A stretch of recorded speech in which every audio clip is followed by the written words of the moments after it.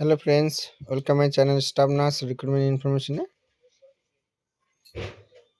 মেদিনীপুর পশ্চিম মেদিনীপুর ডিস্ট্রিক্টের নতুন একটা নোটিশ ছেড়েছে ডকুমেন্ট ভেরিফিকেশন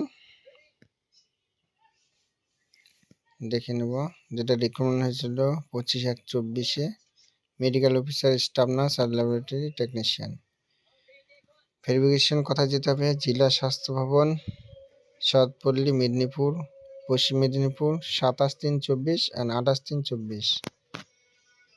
কি নিয়ে যেতে হবে? সেলফ অ্যাটেস্টেড ফটোকপিস নিয়ে যেতে হবে।